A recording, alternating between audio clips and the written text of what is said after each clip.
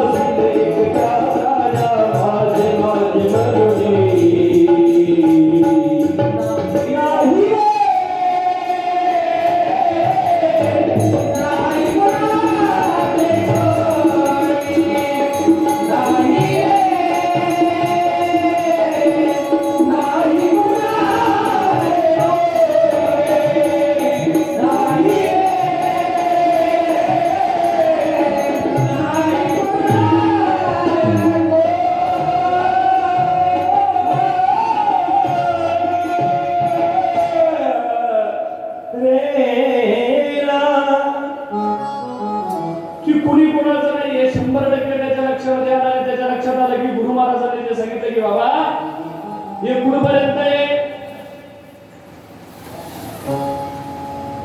हे फक्त जोपर्यंत अपेक्षा आहे, जोपर्यंत सुख तुमच्याकडून प्राप्त होतो तोपर्यंत तुमच्या सोबत आहे. लक्षात घ्या, संसार करावा करू नये असं कोणीच सांगितलं नाही. प्रपंच करावा नेट करावा मग परमार्था जो विवेका, की प्रपंच करावा पण तो प्रपंच करत असताना हा विचार डोक्यामध्ये असला पाहिजे की ज्यावेळी ह्या लोकांना मी सोडणार आहे त्यांचा वियोग त्यांना सहन होईल का नाही याचा विचार करून माणसाने संसार केला पाहिजे. म्हणजे किती पट त्या संसारामध्ये अडकायचं हे जीवानं ठरवलं पाहिजे. पुन्हा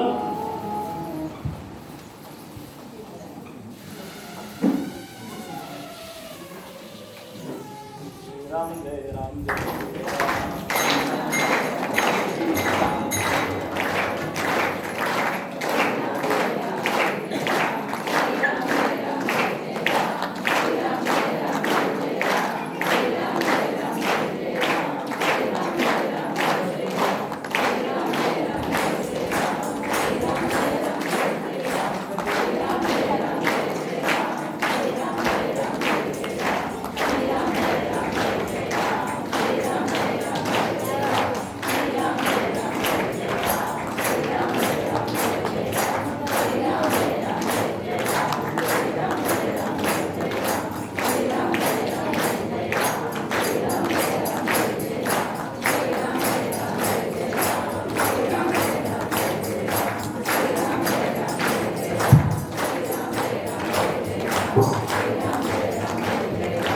Sri Ram Jai Ram Jai Ram Sri Ram Jai Ram Sri Ram Jai Ram Jai Ram Sri Ram Jai Ram Jai Ram Sri Ram Jai Ram Jai Ram Sri Ram Jai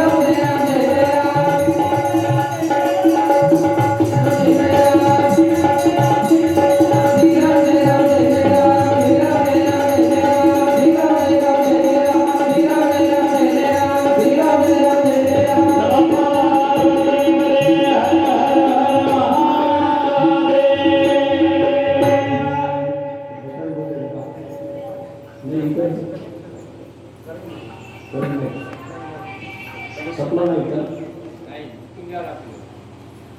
देता येत नाही काढा की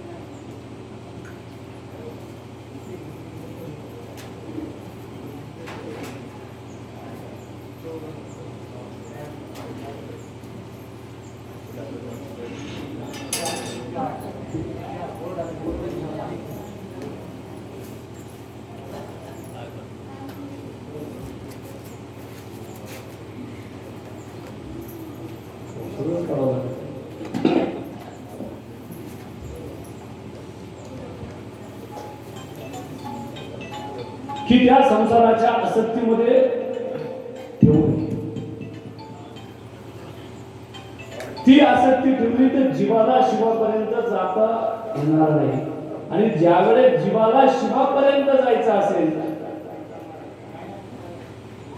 त्यावेळेस त्या जीवानी ह्या समाधी अवस्थेपर्यंत जायचं असेल तर आसक्ती ही पारमार्थिक आसक्ती ठेवावी. सगळ्यांनी पारमार्थिक आसक्ती ठेवलेली आहे, सुद्धा श्रवणाकांना सांगताय. पण ज्यावेळेस ही पारमार्थिक आसक्ती ठेवत असताना काही षडविकार, काही तारकासुरासारखे दैत्य, तारकासुरासारखे दैत्य त्या साधनेपासून त्या साधकाला लांब करतात. लांब करतात. सुद्धा श्रवणाकांना सांगताय की इथं तारकासुर अत्यंत उन्मत्त झाला होता. पण त्या तारकासुरानं तपश्चर्याच्या बळावर फक्त एकच वरदान मागितलं होतं की मला शिवपुत्रांकडून मरण दे. आणि कार्तिकेय स्वामींनी, काल आपण बघितलं की कार्तिकेय स्वामींचा जन्म कसा झाला, की जे ओज अग्नीला सहन झालं नाही, जे ओज सप्तऋषींच्या पत्न्यांनाही सहन झालं नाही, इतकं तपस्वी ओज येते, इतके तपस्वी आहे कार्तिकेय स्वामी. कार्तिकेय स्वामी म्हणजे आपण जे अय्यप्पा स्वामीची दीक्षा घेतो ते कार्तिकेय स्वामी. आणि त्यांचा अत्यंत कडक आहे. मला अजून ते काही सूत्रच कळालं नाही बाबा.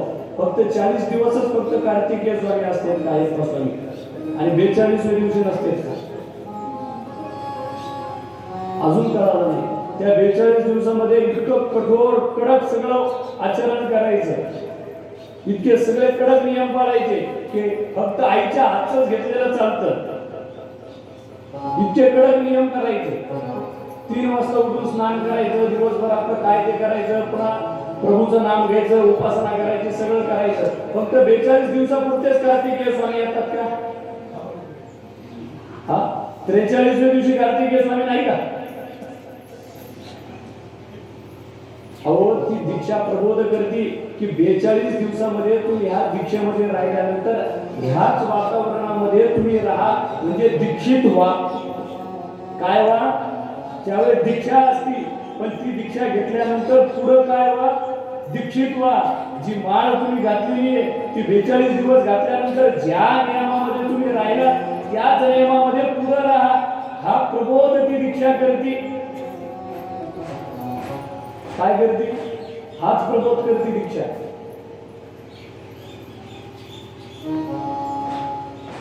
फक्त 42 दिवसापुरताच भगवंत येत असतो असं नाही.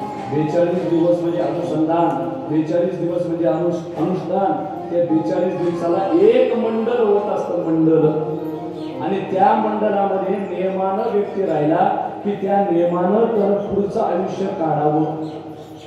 आणि दुर्दैव वाटतं मला की फक्त 42 दिवसच नियम पाळायचे आणि 43व्या दिवशी जे पिऊ नये तेच प्यायचं, जे खाऊ नये ते खायचं. अहो, ते 42 दिवसाचं अनुष्ठान केलेलं असताना ते फलद्रूप केव्हा होत आहे सांगू का? 42 दिवस केलेलं अनुष्ठान ते फलद्रूप केव्हा होतं माहिती का? 42 दिवसाचं एक मंडळ पूर्ण झाल्यानंतर पुढचे 15 दिवस त्याच अनुसंधानामध्ये राहावं लागतं, त्यावेळेस त्याचं फळ मिळतं. पण त्या 15 दिवसामध्ये आपण अत्यंत काहीतरी वाईट पाप करतो, त्याचं फळच मिळत नाही.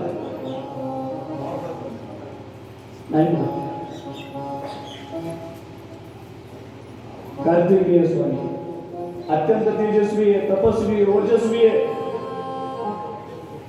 की जे कार्तिकेय तारकासुराला संपवून भगवान शिवाच्या शिवलोकामध्ये आले. सगळ्यांना आनंद झाला. सगळ्या देवाधिकांनी पुष्पवृष्टी केली. अहो, एका एका देवतेने एक एक एक एक एक एक गोष्ट प्रदान केली. कार्तिकेय स्वामीला आनंदी वातावरण आहे. आणि त्या आनंदी वातावरणामध्ये ब्रह्मदेवाने कुमंडलू दिला. कोणाला? कार्तिकेय स्वामीला. सुद्धा श्रवणाकांना सांगताय ब्रह्मा सावित्रीचा उपदेश झाला, यज्ञोपवीत घातल्या गेलं. त्या कार्तिकेय स्वामींना वाहन म्हणून मोर दिला. त्या कार्तिकेय स्वामींना सगळी शक्ती प्रदान व्हावी. इंद्राधिक देवतांनी एक एक एक एक तेज एक एक शक्ती त्या कार्तिकेय स्वामींना दिलेली.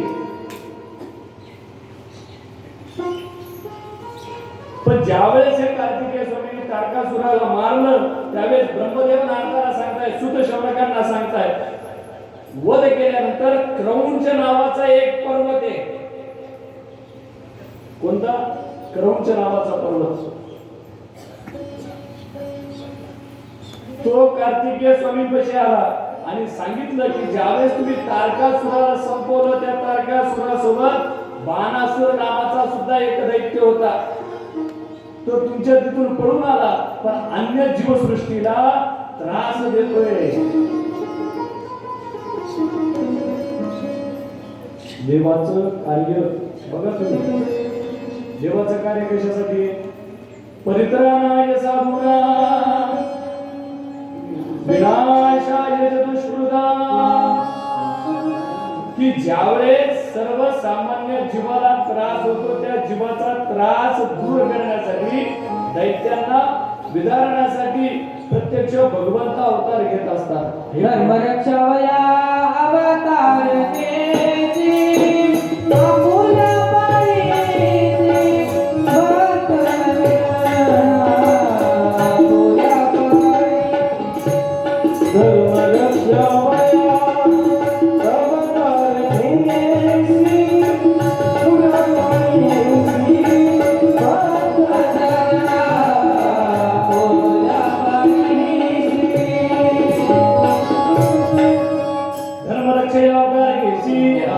परिसी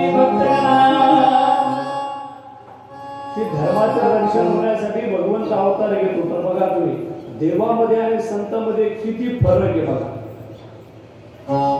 देवामध्ये आणि संतांमध्ये किती फरक आहे. संत वाईटाला चांगलं करण्याचा प्रयत्न करतात. असं कुठं तरी ऐकलं का, वाचलं का? तुकाराम महाराजांनी मारलं म्हणून, ज्ञानेश्वर महाराजांनी मारलं म्हणून, वाईट वृत्तीचे दैत्य वृत्तीचे लोक होते त्यांना मारलं म्हणून असं ऐकलं का आपण? त्या वाईटालाही समावून घेण्याची ताकद कोणामध्ये? संतांमध्ये. पण दैत्यांना ताडण करण्यासाठी भगवंत आहे. दैत्यांना ताडण करण्यासाठी त्या क्रौंच नामक पर्वताने सांगितलं, हा बाणासुर नामाचा दैत्य त्याला अत्यंत वाईट कार्य सुरू केलेलं आहे. काय? यज्ञ यागादी कर्म करणाऱ्या यज्ञामध्ये वाईट गोष्टी करायला लागलेल्या आहेत. सगळ्यांना त्रास देऊ लागला. दया करा म्हणे तुम्ही, याच्यापासून आम्हाला सुटका द्या. क्रौंच नामक सांगताय कोणाला? कार्तिकेय स्वामी. त्या बाणासुराला सुद्धा कार्तिकांनी गती प्राप्त करून दिली. बाणासुर, प्रबलांबसूर या असुरी वृत्ती आहेत, लक्षात घ्या. या असुरी वृत्ती यांनी संपवल्या कार्तिकेय स्वामींनी. कोणत्या? लक्षात घ्या ना तुम्ही. बाणासुर, प्रलंबासुर हे सगळे असुर काय? हे काम, क्रोध, मोह, मत्सर, दंभ आणि अहंकार आहे. हे शरविकार आहेत. हे सगळे असुर. हे असुर सगळे संपवायचे. हे कोण संपवू शकतं? हे कार्तिकेय स्वामी संपवू शकतात. मग आपण दीक्षा घेतल्यानंतर आपल्यातले हे संपले पाहिजे का नाही? संपले पाहिजे का नाही?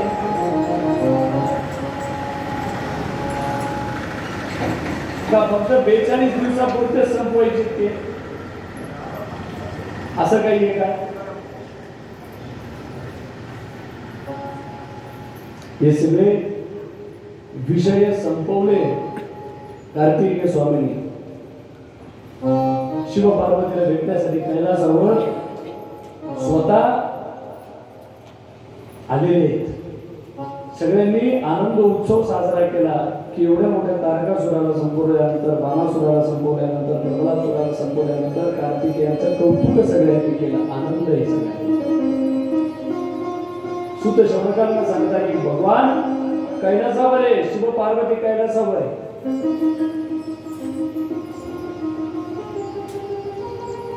आनंदाने आहे सगळं. बरेच दिवस गेल्यानंतर एके दिवशीचा प्रसंग आहे की पार्वती माता तिच्या सखी सोबत तिच्या मैत्रिणी सोबत संवाद करते. त्यावेळेस तिच्या सखी म्हणल्या की माते जसे शिवगणे रुद्रगणे तिथे सगळा सांभाळ करतात पण तुमचा सांभाळ करण्यासाठी कोणी आहे का म्हणे. कसं माझा सांभाळ करण्यासाठी म्हणे कुणी येऊन तुम्हाला डायरेक्ट भेटतं म्हणे. भगवान शंकर सुद्धा डायरेक्ट तुम्ही येतात म्हणे भेटायला. म्हणजे काय म्हणे कोणीतरी गण निर्माण करा तुम्ही तुमच्या रक्षक म्हणून. त्यावेळेस पार्वती मातेने मनावर घेतलं नाही. एके दिवशीचा प्रसंग आहे त्यावेळेस पार्वती माता स्नानाला गेल्या आणि स्नानाला गेल्यानंतर एकदम अचानक भगवान शंकर तिथे आले आणि पार्वती माता लाजल्या. पार्वती माता लाजल्या आणि त्यांच्या लक्षात आलं की माझ्या सखी मला सांगत होत्या की कुणीतरी तुमचा द्वारपाल असला पाहिजे. म्हणून पार्वती मातेने विचार केला आणि विचार करता करता अंगावरचा मळ काढला आणि त्या मळातून एक मूर्ती निर्माण केली. कोणाची? मंगलमूर्ती गणपती म्हणून ती मूर्ती निर्माण झाली. गण सांभाळ करणारा गण मळातून निर्माण झाले. कधी झाले? भाद्रपद चतुर्थीला. त्याच्यात प्राण निर्माण केला. ती परांबा आहे, ती चैतन्य शक्ती, ती ज्ञान शक्ती, ती क्रिया शक्ती. त्या मळातल्या पुतळ्यामध्ये सुद्धा प्राण तिच्यामध्ये निर्माण करण्याची ताकद तिच्यामध्ये.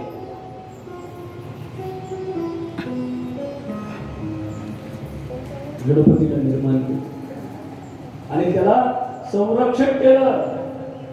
आणि त्याच गणपती सोबत भगवान शिवाचं युद्ध झालं की ज्यावेळेस परत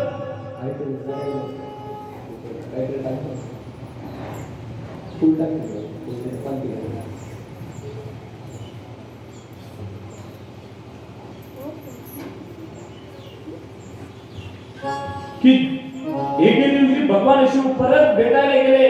रुद्रगणासोबत अडवलं तर वाद झाला, युद्ध झालं. बघता बघता गणपतीनं अनेकांना ताडण करू लागला आणि अनेकांना ताडण करत असताना भगवान शिवाला रावलं आणि भगवान शिवाने गणपतीचं मस्तकच उडवलं.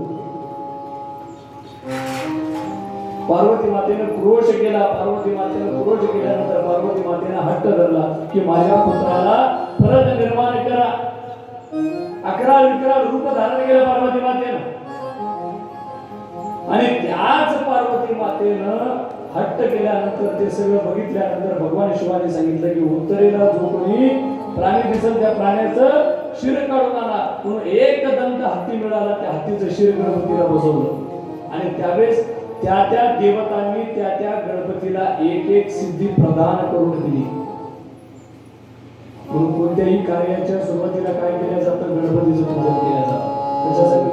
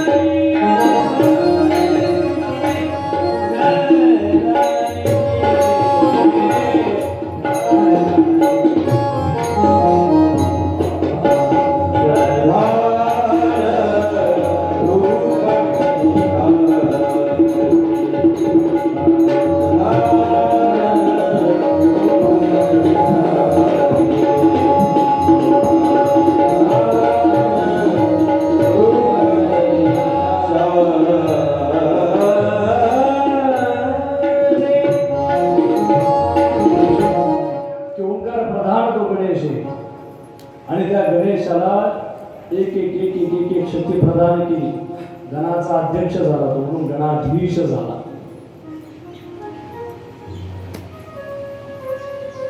आता भगवान शिवाला आणि पार्वतीला 2 पुत्र आहेत आणि दोन्हीही पुत्रांचे विवाह सगळ्यांना कथाभाग माहिती.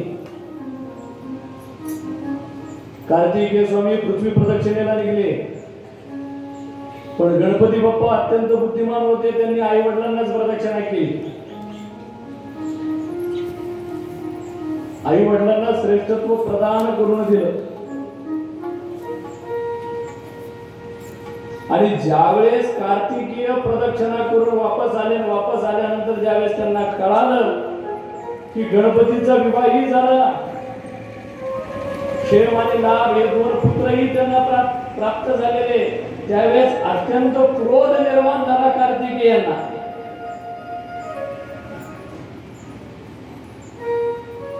रागाच्या भरातून निघून गेले तर क्रौंच पर्वताच्या तिथं जाऊन बसले. मुलगा घरातून रागाने निघून गेला म्हणून आई आणि वडील दोघेही निघाले. कुठं? कार्तिकेय स्वामींना भेटायला क्रौंच पर्वताच्या तिथं.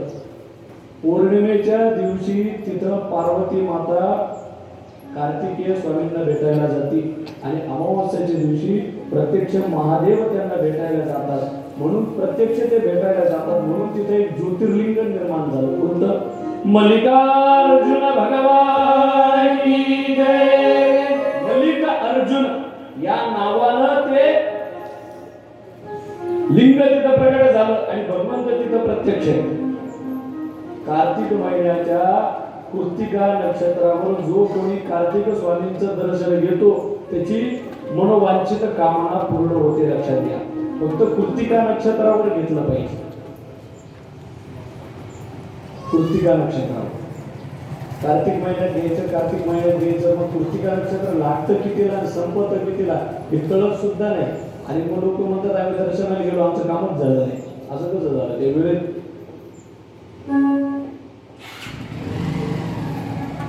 सगळ्या इष्ट कामना पूर्ण होतात. आणि आजही ज्या माता पित्यापासून मुलं वाद करून घरातून निघून गेलेले किंवा ते वाद करतात, घरी येत नाहीत, अशा परिवाराने मल्लिकार्जुन ज्योतिर्लिंगाचं दर्शन घेतलं पाहिजे. आजही तिथं त्या भावनेतून दर्शन घेतल्यानंतर तो भगवंत ते फळ प्रदान करतो. अमावस्येच्या दिवशी किंवा पौर्णिमेच्या दिवशी ते दर्शन घ्यायला पाहिजे. त्यावेळेस तो भगवंत कृपा करतो.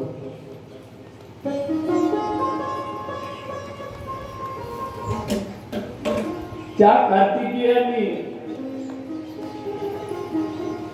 अजून विशेष महत्वाचं सांगितलं. शिवपुराणामध्ये सांगतोय की ज्यांना भूत प्रेताधिक लोकांना जो त्रास होतो, तो त्रास एखाद्याला झालेला असेल तर त्याने अमावस्येच्या दिवशी मल्लिकार्जुनाचं दर्शन घ्यावं.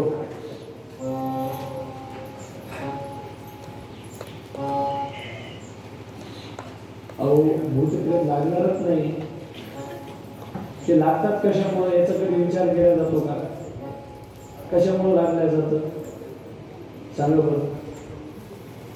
जिथं खाऊ नये तिथं खातात. हा, जिथं उष्ट खाऊ नये तिथं पिशाच्याची बाधा होते, अन्न बाधा होते, असं खातात. ज्या तिथीला काही खाऊ नये, ज्या तिथीला काही करू नये, त्या अन्य सगळ्या पवित्र तिथींना आपण अपवित्र करतो. का बाधा होणार नाही? का बाधा होणार? हो, ज्याला असं वाटतं की आपल्याला बाधा होऊ नये म्हणून त्याने हनुमान चालीसा नित्यानं म्हणावे, भूत पिशाच निकट न यावे, महावीर नाम नित्य म्हणलं पाहिजे. आणि ज्यावेळेस हे नित्य म्हणल्या जातं त्यावेळेस वाईट गोष्टीचा प्रभाव जीवावर होत नाही. आज बघा ना तुम्ही, कितीतरी वाईट गोष्टी. कोणाचं उष्ट खाऊ नये, 100% लोक उष्ट खाल्ल्या जातात. कोणाचे कपडे वापरू नये, त्याचे कपडे वापरले जातात. इथपर्यंत नाही, अरे मला 2 दिवस लग्नाला नाही ते बाजूच्या पैकी साडी मागून आणतो. दुर्दैव आहे. एखाद्याची वस्तू आपण दुसऱ्याची मागून आणली, त्या वस्तू सोबत त्या व्यक्तीचा गुणधर्म येत असतो, लक्षात घ्या. एखाद्याची वस्तू आपण मागून आणली ना, त्या वस्तू सोबत त्या वस्तू मालकाचा गुण येत असतो. ते म्हणजे तुम्ही काही सांगतात, मी काही सांगत नाही, मी पुराणातलंच सांगतो. पुराणातलं सांगतो. राजा परीक्षितानं कोणाचा टोप घातला होता? जरासंधाचा टोप आणला होता, हिसकावून आणलेला होता. आणि हिसकावून आणलेल्या गोष्टीमध्ये दुसऱ्याची गोष्ट आणलेली, त्याच्यामध्ये काय, त्या सोन्यामध्ये कशाचा वास होता? कलीचा वास होता. तो कली कुठं बसला? डोक्यावर बसला. डोक्यावर बसला आणि डोक्यावर बसल्यानंतर यांची सुद्धा मती बिघडवून टाकली. की जो साधू संतांना मानणारा राजा परीक्षित होता, की ज्या परीक्षिताला भगवंतांनी गर्भ अवस्थेमध्ये वाचवलं, की ज्या अवस्थेमध्ये भगवंत फारच आहे, पण घेतल्याशिवाय काही घेतच नाही. भगवंत फार होतात नाही. अहो, ज्यावेळेस उत्तरेच्या गर्भावर ब्रह्मास्त्र सोडलं गेलं, उत्तरेच्या गर्भावर ब्रह्मास्त्र सोडल्या गेल्यानंतर अश्वत्थाम्याने सोडलं, त्यावेळेस तिनं भगवंताचा दावा करू लागला. भगवंत तिथं आला आणि त्या अवस्थेमध्ये ती भगवंताला म्हणते की भगवंता माझा सांभाळ कर. भगवंत म्हणतो पहिले मला काहीतरी दे, नंतर तुझ्या यातना दूर करतो मी. आता ती परिस्थिती होती का काही मागण्याची? परिस्थिती होती का? अत्यंत बिकट परिस्थिती. उत्तरेच्या गर्भावर ब्रह्मास्त्र सोडलेले, तशा परिस्थितीमध्ये सुद्धा भगवंत मागतोय तू काहीतरी मला दे पहिले, नंतर मी तुला वाचवणार. या यातनेतून वाचवणार. अहो, मागितलं भगवंताने, म्हणजे काय दे? म्हणजे मातृत्व दे. काय दे? मातृत्व दे. तुझा आई म्हणून मला माझी हो, तू पुत्र म्हणून माझा स्वीकार कर, मी तुला मातृत्व देते. असं ज्यावेळेस उत्तरा म्हणली त्यावेळेस तिच्या श्वासातून तिच्या गर्भामध्ये गेले आणि गर्भामध्ये या राजा परीक्षिताचा सांभाळ केला. आणि तशा अवस्थेत सुद्धा तिला वात्सल्य भाव निर्माण झाला. वात्सल्य भाव निर्माण झाला. आणि अशा ज्या परीक्षिताचा सांभाळ केला, त्या परीक्षिताने दुसऱ्याची वस्तू वापरली. काय झालं? 7 दिवसात जाऊ लागलं म्हणून दुसऱ्याच्या गोष्टी वापरू नका. म्हणजे 7 दिवसात जातो असं मला म्हणायचं नाही, पण त्या वस्तू मालकाचे गुणधर्म आपल्यासोबत येत असतात. सुद्धा शौनकांना सांगताय, नारद ब्रह्मदेवांना सांगताय की कार्तिकेयाने अत्यंत आनंदानं माता पित्याचा स्वीकार केला आणि त्याच पर्वतावर आजही कार्तिकेय भगवंत तिथे राहतात.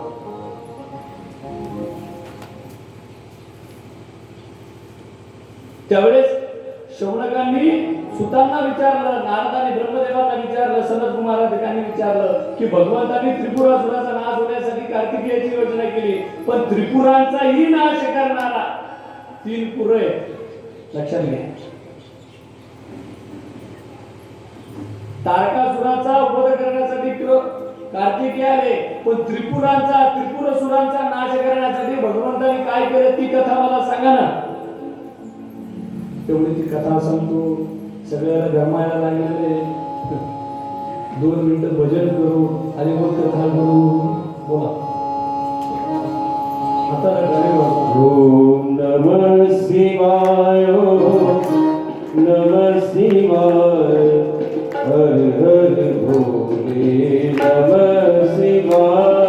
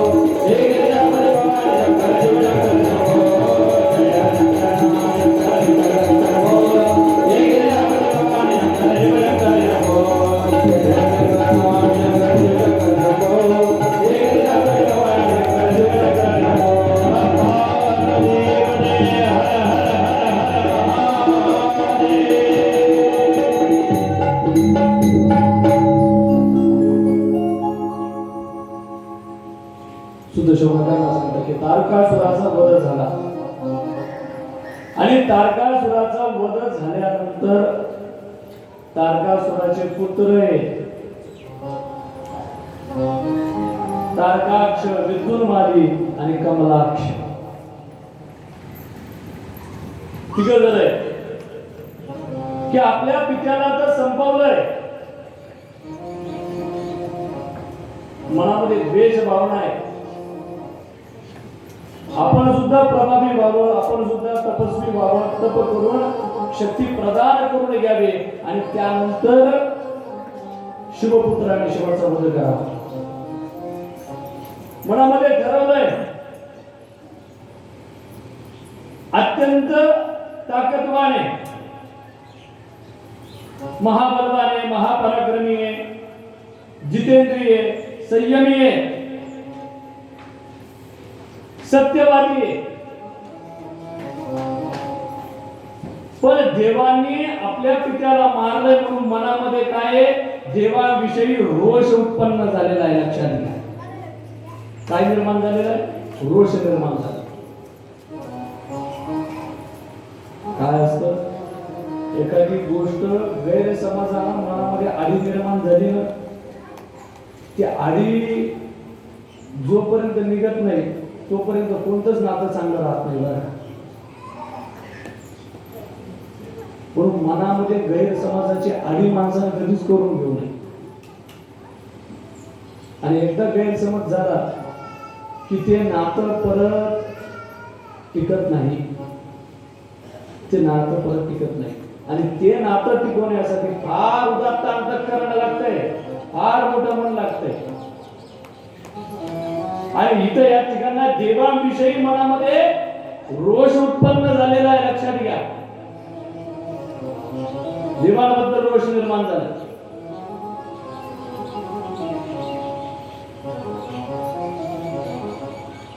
त्यांनी इतका रोष निर्माण झालाय की पिता गेल्यानंतर राजपाट, ऐश्वर्य, उत्सव, मनोरंजन या सगळ्या उपभोगाचा त्याग केलाय. कशाचा त्याग केलाय, या उपभोगांचा. हे लावा मामा थोडं.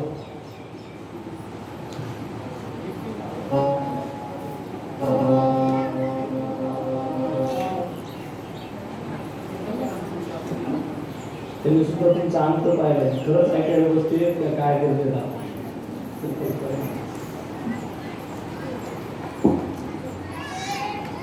बास वाढला.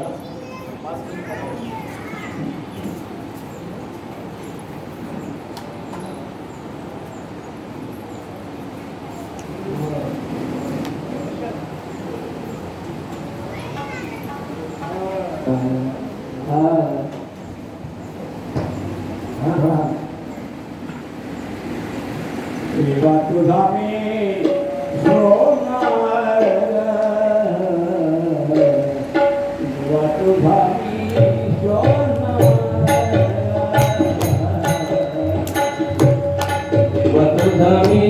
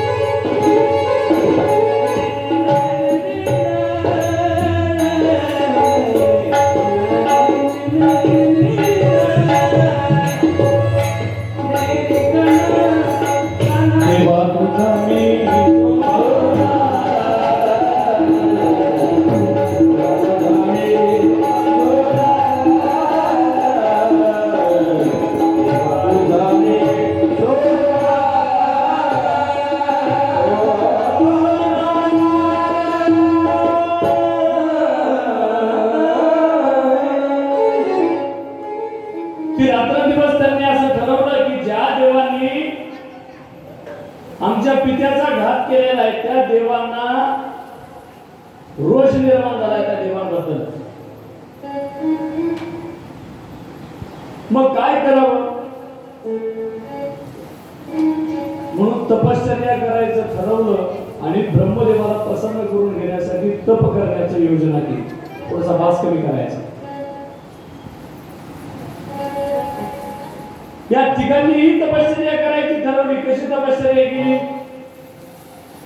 पंचाग्नी 5 अग्निकुंड बांधले. त्या अग्निकुंडाच्या समोर काही अनेक वर्ष अग्नी प्रदीप्त करायचा. त्या अग्निकुंडाच्या बाजूला उभा राहून तपश्चर्या करायची.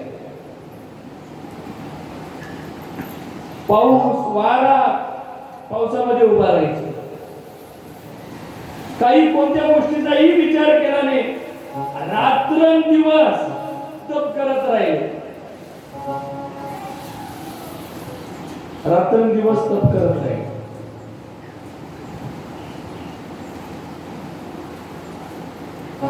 तपाच्या बळावर मनुष्याला काहीही प्राप्त होऊ शकते एवढं लक्षात घ्या. तपाच्या बळावर यांनी तप सुरू केलं. इतकं तप केलं रात्रंदिवस तपश्चर्या. वायू भक्षण करू लागले. काय करू लागले? वायू भक्षण करू लागले.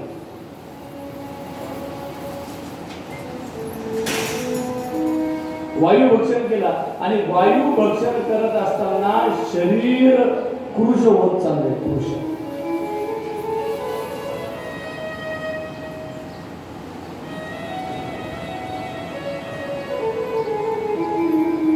ब्रह्मदेवाला मनामध्ये विचार आला ब्रह्मदेवाचा की आपल्याला आता जावं लागेल आणि त्यांनी जी तपश्चर्या केली त्यांना काय पाहिजे ते फल द्यावं लागतील म्हणून देवाधिकांना बोलताय शुद्ध श्रवणाकडनं सांगताय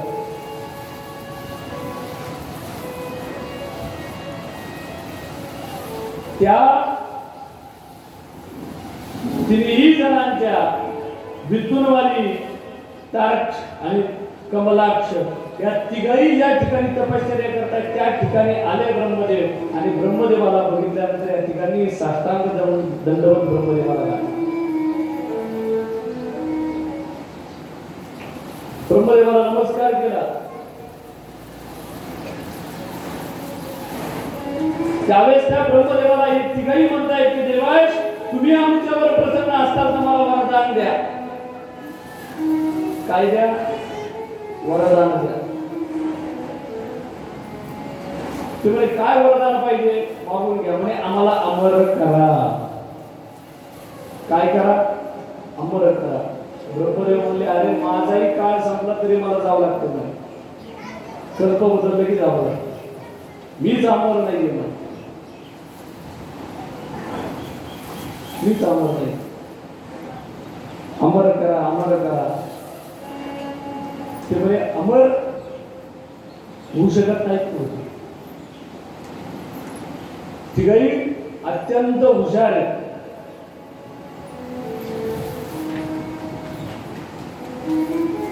उपजले ते नासे नासे ते उपजे पुनर्विधीचे एक घटिका यंत्र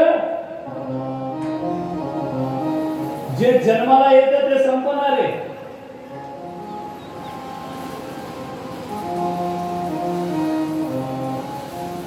जे निर्माण झालंय त्याचा कुठंतरी अंत आहे. ब्रह्मदेव म्हणले मी तुम्हाला अमर करू शकत नाही. तिघही अत्यंत हुशार आहे. अमर करू शकत नाहीत ना म्हणे. मग आम्ही जे मागतो ते करा. ते काय मागा.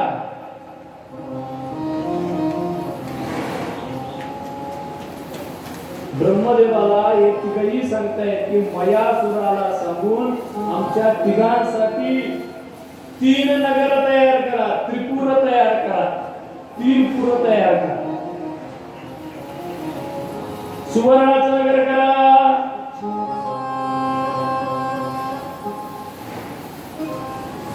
कमलाक्ष आणि विद्युनवाली यांनी सुद्धा नगर तयार करायचं सांगितलं. चांदी आणि लोखंडाचं.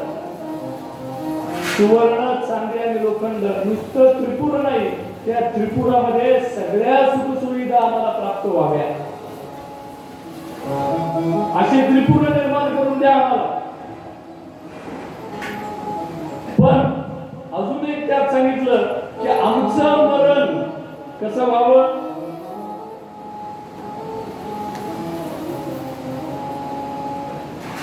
हजार वर्ष आमचे शहर राहिले पाहिजे असं मागून घेतलं. आणि मरण मागताना कसं मागितलं. आमचं मरण आमचे शहर ज्या ठिकाणी आहे त्या ठिकाणी ते एका वेळेत एका लाईनीत यावे. 3 विरुद्ध दिशेला आहे. ते तिन्ही शहर एका लाईनीमध्ये यावे. त्यावेळेस माध्यान्ह समयी म्हणजे दुपारच्या वेळेला अभिजित मुहूर्त असताना चंद्र पुष्य नक्षत्र स्थित असताना काय मरण मागेल. मरण कसं यावं. आकाशातून निळ्या पुष्करावर तनावर मेघांची छाया पडावी तेव्हा पुढे भगवान शंकराकडून आम्हाला मरण यावं असं मरण मागितलं. आता हा योग येतो का. हा योग परमेश्वराला जाणावा लागतो.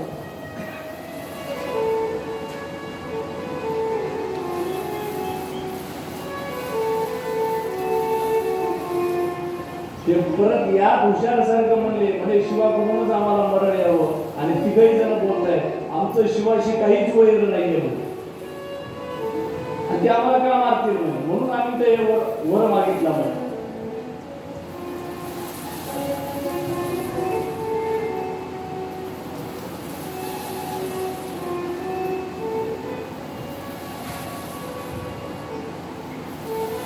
अहो मयासुराने तारकाशासी सोन्याचं, कमलाक्षा करता चांदीचं आणि विद्युत माली करता लोखंडाचं असं पूर निर्माण केलं. अहो असे पूर निर्माण केले. त्या रत्नजडित खिडक्या, अश्वशाळा, गजशाळा सगळी व्यवस्था त्या नगरामध्ये केले. ते सगळे सुवर्णानं मडवलं ते नगर सगळं. पण हे सगळं प्राप्त झाल्यानंतर त्यांनी त्यांची असुरी वृत्ती कायम ठेवली. काय ठेवली? असुरी वृत्ती.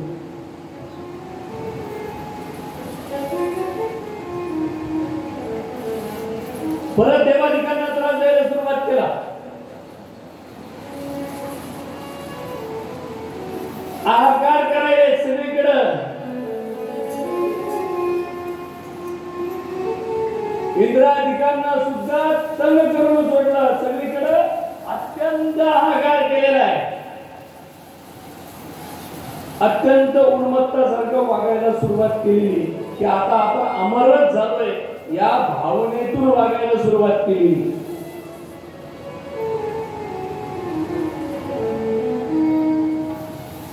प्रत्येक जीवाला असं वाटतं बरं का आपण अमरच आहे. प्रत्येक जीवाला वाटतंय की आपण मरणारच नाही असं प्रत्येकाला वाटतं. पण चुकीचं आहे. प्रत्येकानं हा विचार करायला पाहिजे की पुढच्या क्षणाला मी माझा नाही, मी माझा नाही. काय वेळेस काही लोक ज्यावेळेस भागवताची तारीख घ्यायला येतात ना ते बोलतात गुरुजी जानेवारी महिन्यामध्ये आमचं भागवत आहे. मी त्यांना हे सांगत असतो डिसेंबर मध्ये येतात. मग आपण जानेवारी मध्ये काय किती महिने जायचे मध्ये काय भरोसा आहे. क्या तू लेके आया है और क्या तू लेके जाएगा, क्या तू लेके आया है और क्या तू लेके जाएगा. तूने जो कमाया है, तूने जो कमाया है, तूने जो कमाया है और तू से जाएगा. खाली हाथ आया है खाली हाथ जाएगा, खाली हाथ आया है खाली हाथ जाएगा.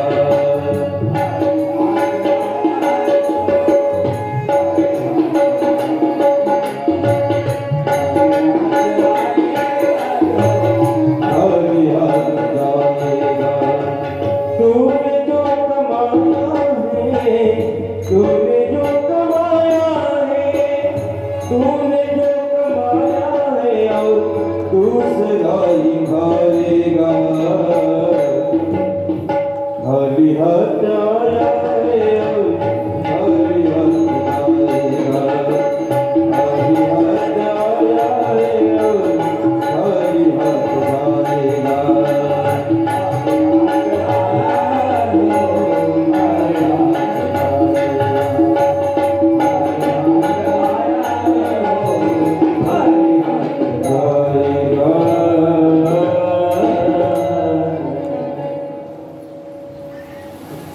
काही भरोसा नाही.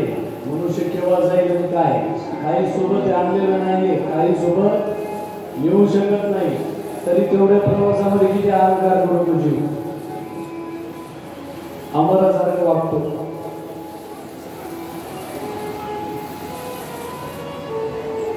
क्षणोक्षणी आची करावा विचार. आयुष्य खातो काळ सावधान, नाशिवंत देह जाणार सगळं. ते नाशिवंत देह जाणारे सगळं. क्षणाला आयुष्य खाते. लक्षात घ्या. काल रूपी सर्पाच्या जीवामध्ये तुम्ही आम्ही सगळेच अडकलेलो आहे. पण त्या काल रूपी सर्पाच्या जिव्हेतून केव्हा त्याचा फुटकार बाहेर निघेल हे तुम्हाला माहित नाही, मलाही माहित नाही. हे माहित नाही तरी सुद्धा एक नाही एक दिवस हे होणार आहे याची कल्पना आहे. पण तरी सुद्धा उन्मत्तामध्ये राहून काम, क्रोध, मोह, मत्स्य, दंभ, अहंकार या षडविकारामध्येच गुंतलेलो आहे. षडविकारामध्येच गुंतलेलो. आणि ज्यावेळेस हे षडविकार जातील ना म्हणून जीवशिवाचं ऐक्य करायचं असेल तर या शरीरकाराचं शमन करावं लागणार आहे, दमन करावं लागणार आहे. कालरूपी सर्प आपल्या गळ्यापाशी आपण त्याच्या मुखामध्ये याची पदोपदी जाण ठेवली पाहिजे.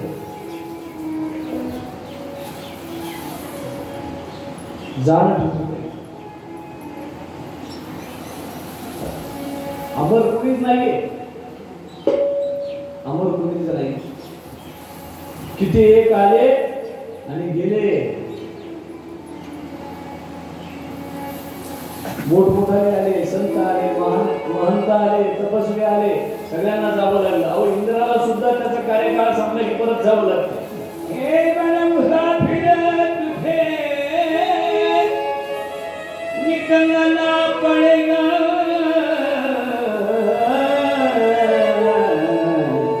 काया कुटी खाली करना पडेगा,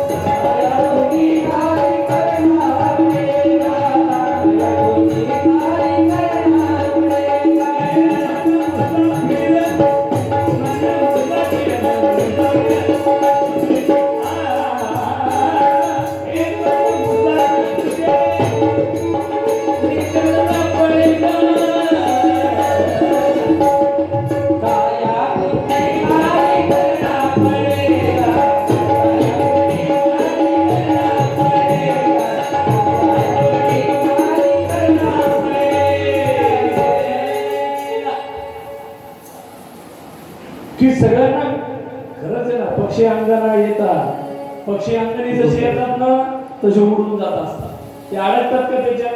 तसं प्रत्येक जीवाचं आहे. हे शरीर आहे, हे भगवंताला फक्त आपल्याला तुम्हाला आम्हाला वावरायला दिलेलं आहे. आणि आज न उद्या सोडावंच लागणार आहे. कुणी आम्हाला तुम्हाला ये नाशिवंत देह जाणार सगळं आयुष्य खातो काळ, सावधान सावधान झालं पाहिजे. आणि ज्या दिवशी प्रत्येक जीव सावधान व्हायला सुरुवात होईल ना, त्याची पाप करण्याची वाईट करण्याची इच्छा राहणार नाही, इच्छा राहणार नाही. लक्षात मरणाचे स्मरण करावे. पदोपदी माणसानं मरणाचं स्मरण ठेवलं पाहिजे. कोणाचं? तुम्ही म्हणता, लोक म्हणतात म्हणे महाराज की माणसाला जगावं कसं, असं लोक सांगतात आणि तुम्ही मरणाचं स्मरण सांगायचं. अहो मरणाचं स्मरण ठेवलं तर माणूस माणसासारखं वागल, नाही तर आज प्रत्येक जण उन्मत्तासारखा वागतोय. सांगणारा असो किंवा ऐकणारा असो, तो विसरून गेलेला आहे मरणाचं स्मरण. ज्यावेळेस मरणाचं स्मरण आहे त्यावेळेस मनुष्य चांगला वागतो. जा बाळा, 20 मिनिटं आहे का?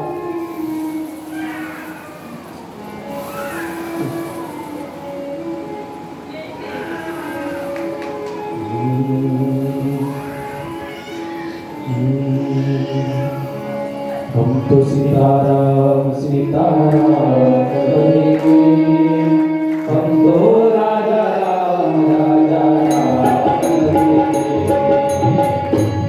सीताराम सीताराम कहिए, हम तो राजा राम राजा राम कहेंगे।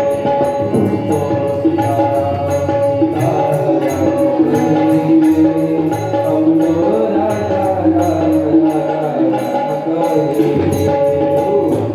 सीताराम सीताराम कहेंगे, हम तो राजा राम सीताराम कहिए, हम तो राजा राम कहिए।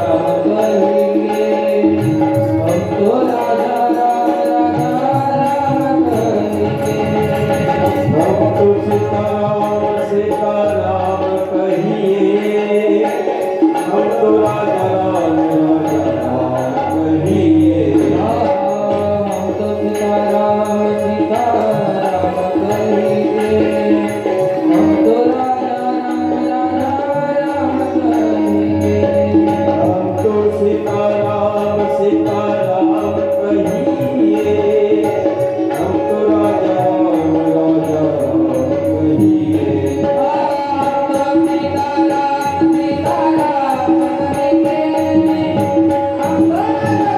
हम तो सीताराम सीताराम कहिए, हम तो राजा राम कहिए।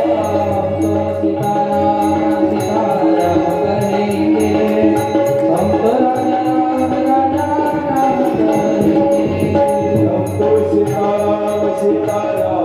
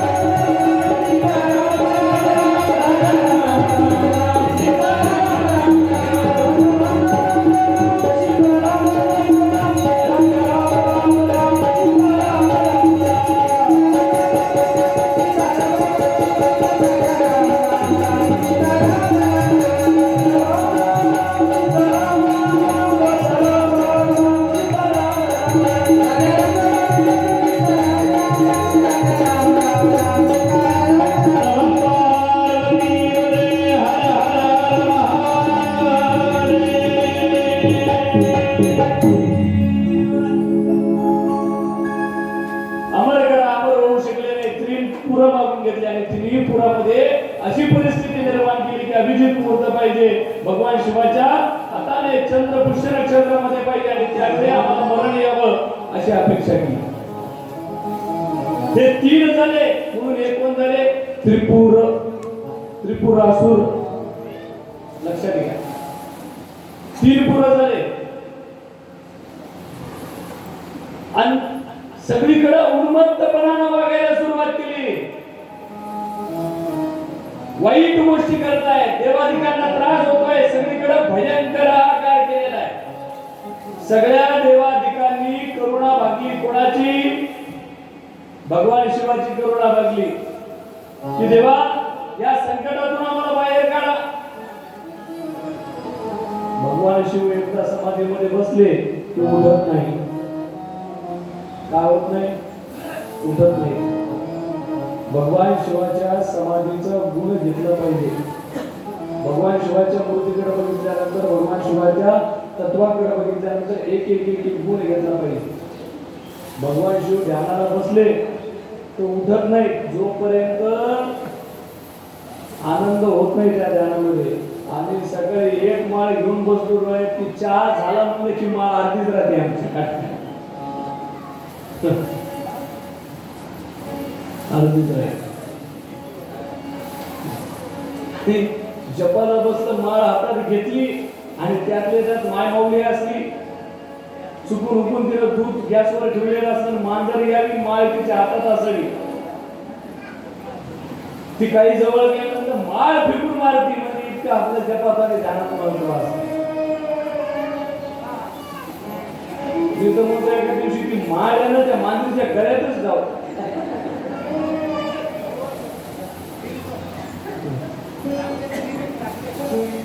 आपण जप करत असताना, आपण साधना करत असताना आपल्याला विषय चिकटलेले, विकार चिकलेले मन एकाग्र होत नाही. एकाग्र करून या मन बळेची धरावे ते साधन. एकाग्र बळजबरी करावं त्या मनाला, सांगावं मनाला, पटवून द्यावं. आणि खरं सांगू का, आताच्या वातावरणामध्ये ज्याची आध्यात्मिक बैठक आहे तेच लोक टिकणार आहे बरं का. हे जे म्हणजे आता काही शब्द फार आमचे गुरुजी सांगत असतात ते शब्द वापरू नये, त्यांच्या वयाला शोभतो, तो माझ्या वयाला शोभत नाही, जाऊ द्या. की जे लोक अध्यात्माची बैठक नाही आणि स्वतःला काहीतरी समजून जगतायत त्या लोकांनी समजा फार दिवस चालत नाही बरं का. ते ती डिस्प्रिन गोळी डोकं दुखलं की लगेच खायचं, डोकं थांबवायचं. पण अध्यात्म ही अशी गोळी आहे, एकदा घेतली आणि एकदा त्या अध्यात्मिक गोष्टीची सवय झाली, कितीही संकट येऊ द्या, कितीही त्रास होऊ द्या, सगळ्या गोष्टीला तोड देते. आणि कितीही मोठ्या दुःखातून बाहेर काढणारी ताकद कोणती असेल ना तर ते अध्यात्म आहे. लक्षात ठेवा बरं का, अध्यात्म तुम्हाला तारणार आहे. मनुष्याने आध्यात्मिक गोष्टीचा विचार केला पाहिजे. आपण क्षणभर गोष्टीच्या, क्षणभर सुखासाठी आपण नाही त्या पंचायती करतो, क्षणभराच्या सुखासाठी. पण अशा वातावरणात टिकायचं असेल तर अध्यात्माशिवाय काच नाही, नामस्मरणाच्या बैठकीशिवाय काच नाही, नामचिंतनाशिवाय पर्याय नाही. लोक म्हणजे नामचिंतनाने काय होतं, आम्हाला अनुभव घ्यायचा म्हणून बोलायचं. लोक अनुभवच घेत नाही, तुमचा आरडाओरडा करते. बरं करते ते देवाचं की 10 दिवस आणि 8 दिवस, 10 दिवसात तुमचं स्वर्गात गेलेला खाली येतो का? तो रिकामा आहे का तुमचं काम करण्यासाठी येतो का? मग तो इतका रिकामा आहे का तुमच्यासाठी 10 दिवसात मध्ये खाली येण्यासाठी? अहो त्याच्यासाठी करावं लागेल ना. तुमच्या आमच्यापेक्षा मागणारे खूप आहे, सगळे नियम पाळून मागणारे, नियमात राहून मागणारे, कडक उपासना करणारे लोक आहेत. तो त्यांच्याकडे पाहिजे का तुमच्या आमच्याकडे बघत?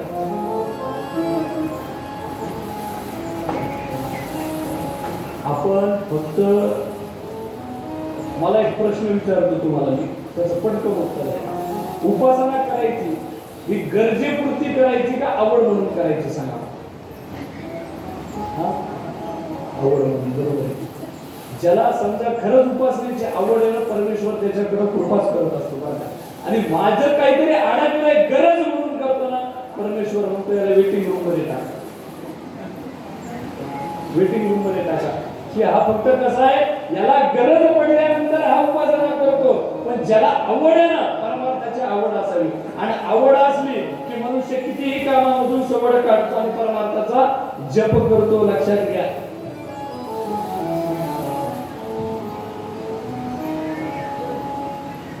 कितीही वेळ काढतो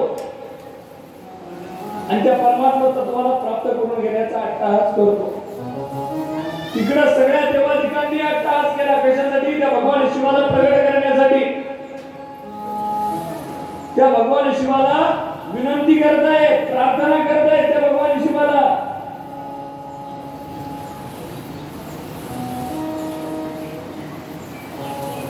आराधना करतायत त्या भगवान शिवाची विनंती करतायत. तू अशुतोष आहे, तू मृड आहे, तू ईश्वर आहे, तू पंचमुख आहे. भगवान शिवाला किती मुख आहेत? पंचमुखी आहे भगवान शिव. विनंती करतायत त्या भगवान शिवाला. तू पिनाकधारी आहे की तू भक्तावर येणार संकट निर्माण करणारे भगवान शिव. आणि भगवान शिव इतके भोळे, त्याची कोणी स्तुती केली ना तो लगेच प्रसन्न होतो. काय म्हणले साधू संतांनी? शिव भोळा भोळा, शिव भोला चक्रवर्ती, शिव भोला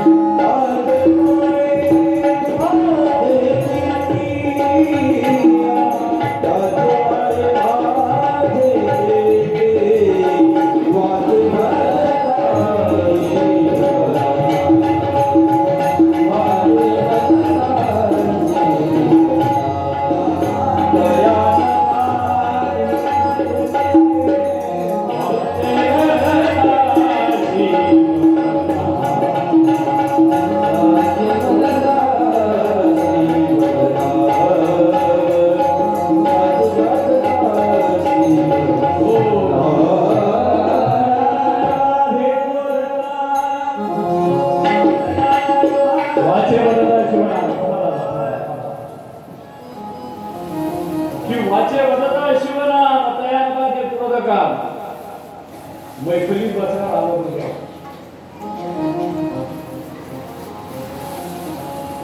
की शिव भोळा आहे, सगळ्या देवा ठिकाणी तिथे जमले. आणि सगळ्या देवा ठिकाणी त्याची करुणा, त्याची स्तुती वाटली की भगवंता तू अवतार.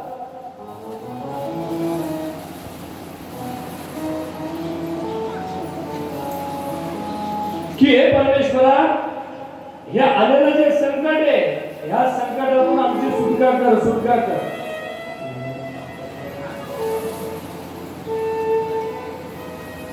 याच्यातून आमची सुटका कर. सगळ्या देवाने करुणा भागली. तो भोळा आहे, तो प्रसन्न झाला. रथावर आरूढ झाले आणि त्रिपुराच्या नगरीला निघाले. आणि त्रिपुराच्या नगरीला निघाल्यानंतर भगवान शिवानी ज्यावेळेस पिनाक धनुष्यावर बाण लावला, पण ते काही चंद्रपुष्य नक्षत्रात येईल, ते वातावरणच होत नाही. शिवाकडून मरण पाहिजे, ते वातावरणच होत नाहीये. का होत नाहीये? सगळ्यांनी विचार केला.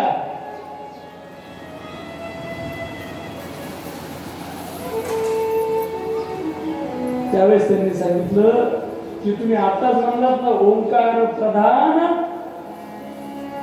काय म्हणला? ओंकार प्रधान रूप गणेशा, की तुम्हीच वरदान दिलंय ना गणपतीला की आम्ही कोणतंही कार्य करू तर तुझं स्मरण केल्याशिवाय ते कार्य आमचं होणार नाही.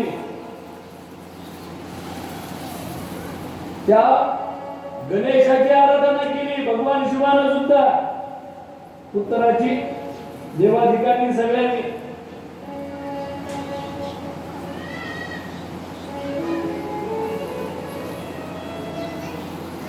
गणपती भगवंताची कृपा झाली देवाधिकांवर सुद्धा. ते सगळं वातावरण निर्माण झालं. ते तिन्ही पुरं एका लाईनीत आले. विजांचा कडकडाट व्हायला लागला. ते तिन्ही पुरं एका लाईनीमध्ये येऊ लागले आणि ज्यावेळेस चंद्रपुष्य नक्षत्राच्या ठिकाणी गेले ते सगळं वातावरण निर्माण झालं आणि भगवान शिवाने पुन्हा गणावाच्या दर्शनाला बाण ज्यावेळेस सोडला ना, तो बाण सोडला. त्या तिन्ही पुरांचा नाश भगवंताने केला आणि तेव्हापासून भगवंताचं नाव काय पडलं? त्रिपुरारेश्वर भगवान की जय. त्या त्रिपुरासुराला तारकासुरांचे जे पुत्र होते त्रिपुरासुरांना संपवलं आणि तेव्हापासून भगवंताचं नाव काय पडलं? त्रिपुरारेश्वर. तिन्ही पुरे अहो कथेचा भाव जाणा. हे तीन पुरं फक्त सोन्याचं, लोखंडाचं, चांदीचं आपण ऐकलं, पण हे तीन पुरं कोणते? आधी भौतिक, आध्यात्मिक, आधी दैवी, सत्व, रजतम या तीन अवस्थेमध्ये मनुष्य असतो. कधी सत्वगुणाने युक्त होतो, सोन्याचा मोह धरतो. कधी रजोगुणाने होतो, चांदीचं पूर निर्माण होतो. आणि कधी तमोगुणाने होतो, कशाचा? लोखंडाचा पूर होतो. लक्षात घ्या. आधी भौतिक, आध्यात्मिक, आधी दैविक या तिन्ही तापातून, कशातून? थोडसा विचार करा, कथेचा भाव लक्षात घ्या. या त्रिविध तापातून मनुष्याला बाहेर निघायचं असेल तर ते फक्त कोण काढू शकतं? ते भगवान शिव काढू शकतात. तयान बांधी क्रोध काम, ज्याला क्रोध काम काढत नाही तो भगवान शिवच काढू शकतो. सुद्धा शमकांना सांगतात, नक्कीश्वरा इत्यादिकांना सांगतात की भगवान शिवाने त्रिपुरासुराला संपवलं. पुढे व्यास सनत कुमारांना म्हणलेले की भगवान शिवानी इतक्या बलाढ्य सगळ्या दैत्यांना संपवलं. भगवान शिवाचं काय? तर त्यावेळेस त्यांनी बोलायला सुरुवात केली. म्हणे महाराज, जालंधर नावाचा अत्यंत मोठा दैत्य होता, त्याला सुद्धा भगवान शिवानी कसं संपवलं? तिची पत्नी तर एकदम पतिव्रता होती. तिचं पतिव्रता भंग केल्याशिवाय याला मरण येणार नव्हतं. जालंधराला त्याला कसं मारणार? त्याची उत्पत्ती कशी झाली ती मला सांगा ना. त्यावेळेस सांगायला सुरुवात केली की एकदा इंद्र आणि बृहस्पती भगवान शिवाच्या दर्शनाला निघाले. देवाच्या दर्शनाला जाताना, संतांच्या दर्शनाला जाताना, गुरुच्या दर्शनाला जाताना मनामध्ये अहंकार नसला पाहिजे. बरं का? लक्षात ठेवा. नाही तर आपण ज्या भावनेने येतो ना त्या भावनेनं देव, गुरु, संत आपल्याला फळ देत असतात. तुझ्या मनात जो भाव आहे तोच भाव तुला प्राप्त होणार. ईर्षेचा भाव असला ईर्षा प्राप्त होणार. वारकरी एवढे वारीला जातात, देवाकडे जाताना मनामध्ये कोणता भाव असतो? भक्तीचा भाव असतो. म्हणून भगवंत त्यांना काय करतो? भक्ती प्रदान करतो.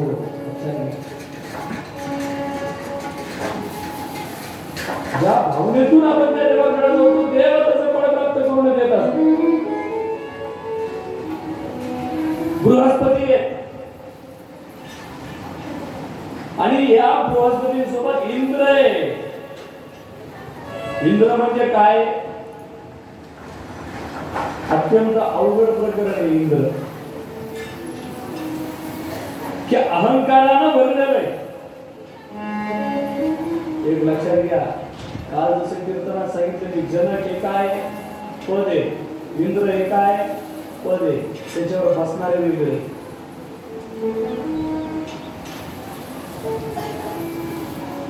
इंद्र आणि बृहस्पती निघालेले. निघता भगवंताच्या मनामध्ये विचार आला की दोघे येत आहेत, आपण यांची परीक्षा घेऊ. कोणाच्या मनात आलं? भगवान शिवाच्या. एक तर भगवान शिव कोणाची परीक्षा घेत नाही आणि घेतली तर अशी घेतात की तिसरा डोळा उघडावा लागतो देवाला.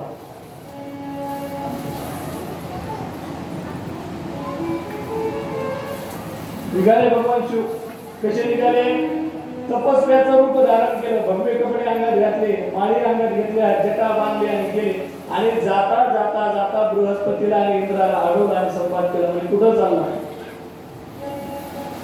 बृहस्पतीने नमस्कार केला थोडक्यात घरी. पण इंद्रानं बोलता बोलता बोलता विचित्र बोलायला सुरुवात केली.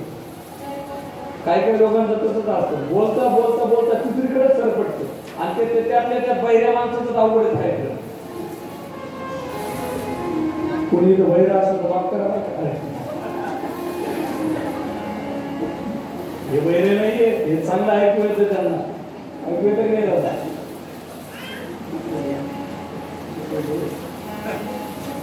अवघड असतं त्यांना. आपण एक सांगितलं की ते म्हणतात आले का रामजी? हो आले रामजी. अरे हो म्हणलं, आपण म्हणलं चालले कीर्तनाला, नंतर बऱ्याच वेळानंतर हो चालले कीर्तनाला.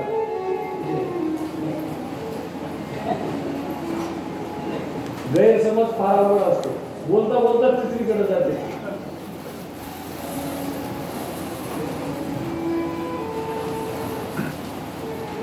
गैरसमज करून घेतला. बोलता बोलता इंद्रानं तिसरीकडेच गेले आणि भगवान शिवाशी वैर निर्माण झालं आणि भगवान शिव क्रोधामध्ये आले. भगवान शिव इतके रागामध्ये आले आणि इंद्राला संपवण्यासाठी भगवान शिवानं रूप प्रकट केलं. बृहस्पतीच्या लक्षात आलं की हेच भगवान शिव आहे. आपण इतर दर्शनाला समोर ही काय भानगड झाली. इंद्राला कळलं बृहस्पती हात जोडताय, पण इतकं वाईट बोलले इंद्र, अभद्र शब्द वापरले भगवान शिवाच्या बाबतीमध्ये. तृतीय नेत्र उघडलं भगवान शिवाचं.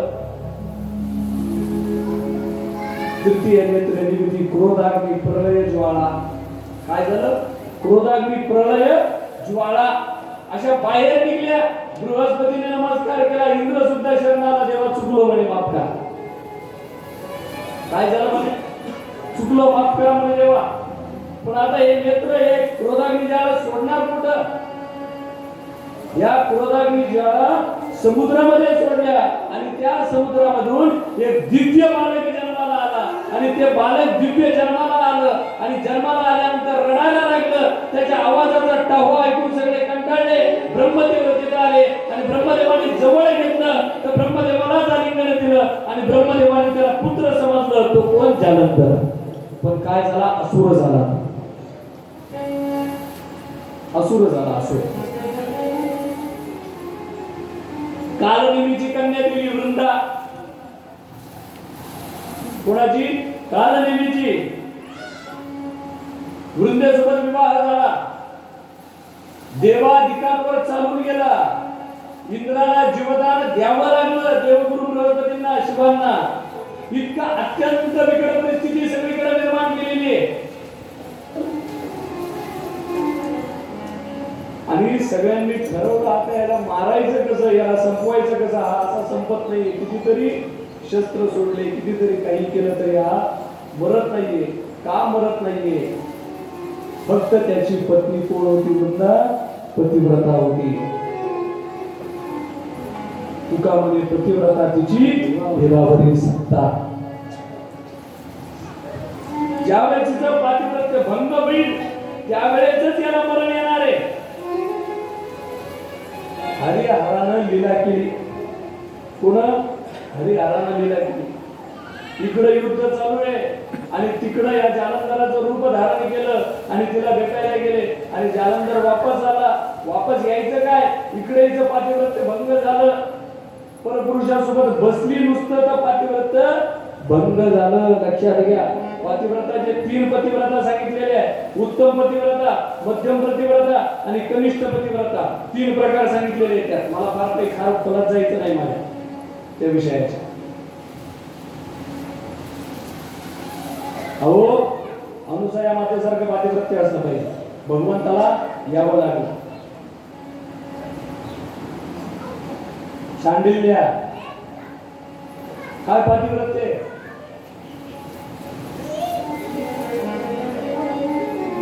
अयोध्या, द्रौपदी, सीता, तारा, मंत्रोदरी कथा, पंचकन्या स्मरेनित्य महापातकनाशनम. का की या 5 पतिव्रता आहे. पंचकन्या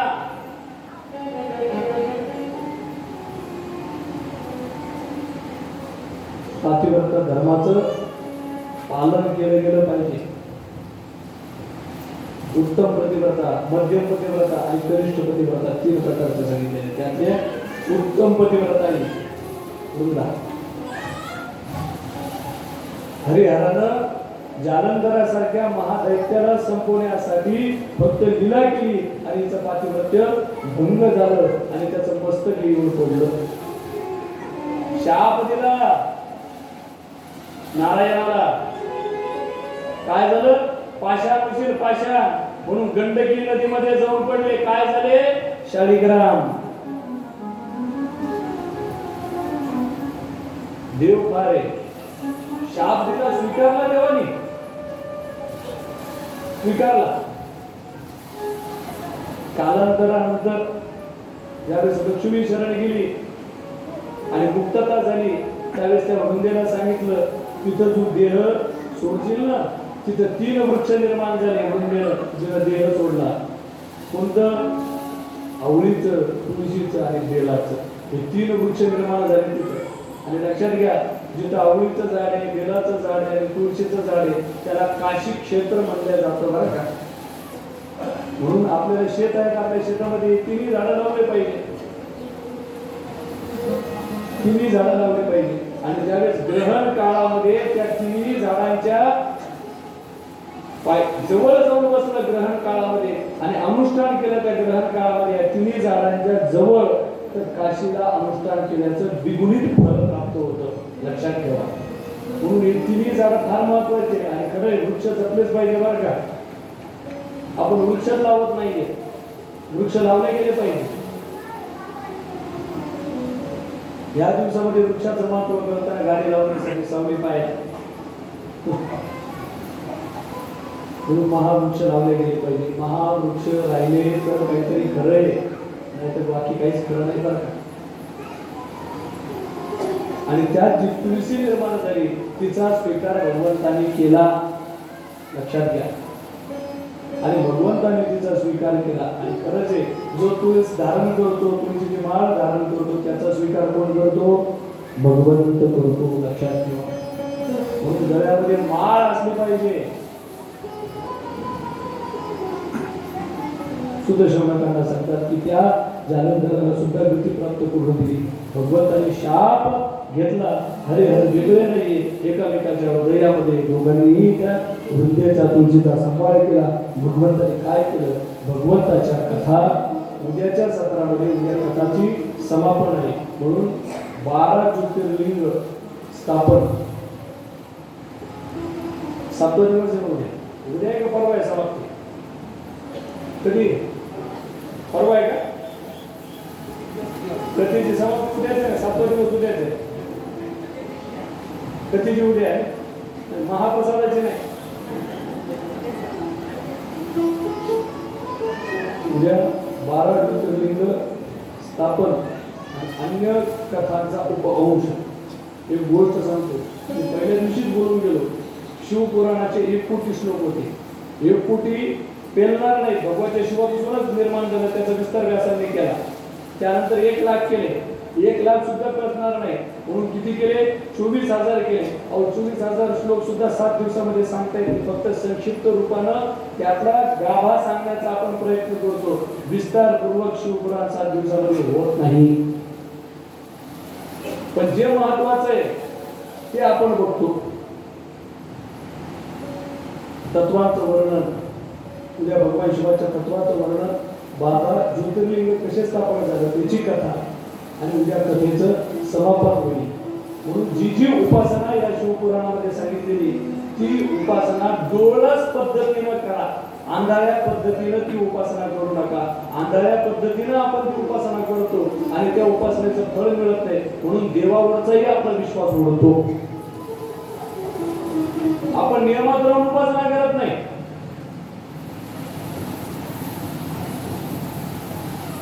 करायचं म्हणून करणं आणि त्या भगवंतासाठी करणं याच्यामध्ये फरक आहे. म्हणून जी जी उपासना सांगितलेली आहे शिव महापुराणामध्ये ती उपासना डोळस पद्धतीनं करा. 100% भगवान शिव तुमच्या मनातल्या सगळ्या मनोकामना पूर्ण करतील. हे शिवाच्या चरणी नतमस्तक होतो आणि सांगतो आणि वाणीला पूर्ण विराम देतो. चला आरतीला.